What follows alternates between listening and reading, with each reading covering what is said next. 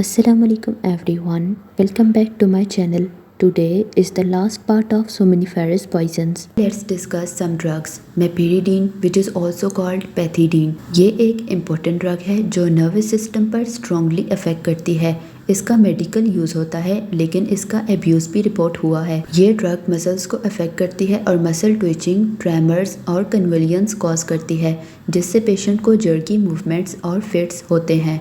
इसका effect eyes पर होता है और प्यूपिल्स डायलेट हो जाते हैं और साथ ही टैकीकार्डिया भी होता है। अगर पैथिडीन पॉइजनिंग हो जाए तो इसका ट्रीटमेंट नैलेक्सोन, डायज़ेपम और कार्बामेज़ापीन से किया जाता है जो सिम्टम्स को कंट्रोल करते हैं। इसका मिसयूज़ ज़्यादातर मेडिकल और पैरामेडिकल लोगों में देखा गया है क्योंकि उनको ड्रग्स का एक्सेस ईजी होता है। एक रिपोर्टेड केस में एक शख्स को ट्री से लटकाया हुआ पाया गया लेकिन इन्वेस्टिगेशन से पता चला कि उसे पहले पैथिडीन देकर सिडेट किया गया था, फिर उसे हैंग किया गया। Now fentanyl. फेंटेनल एक सिंथेटिक ड्रग है जो पैथिडीन से रिलेटेड है और एक स्ट्रॉन्ग एनेस्थेटिक के तौर पे यूज़ होती है।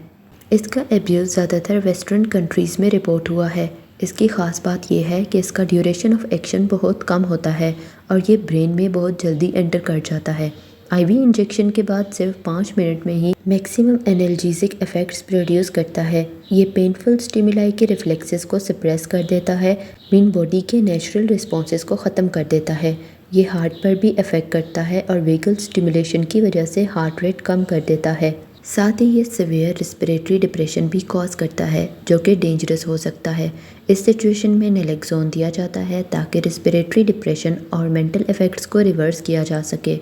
समटाइम्स मसल रिलैक्सेंट्स भी देने पड़ते हैं क्योंकि चेस्ट मसल की टोन इंक्रीज़ हो जाती है। एक फेमस एग्जांपल ये है कि माइकल जैक्सन की डेथ फेंटेनल और दूसरी ड्रग्स के यूज़ से रिलेटेड थी।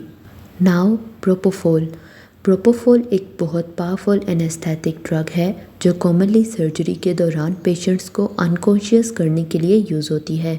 इसे मिल्क ऑफ एमनेशिया भी कहा जाता है क्योंकि ये पेशेंट को बेहोशी की स्टेट में ले जाती है और टेम्परेरी मेमोरी लॉस भी करती है। माइकल जैक्सन के केस में भी प्रोपोफोल का यूज़ हुआ था जो उसकी डेथ का मेन रीज़न बना था। उसकी बॉडी में और भी ड्रग्स डिटेक्ट हुई थी लाइक मिडाज़ोलैम, डायज़ेपम, लाइडोकैन और एफेड्रिन, लेकिन final cause of death propofol ही माना गया था।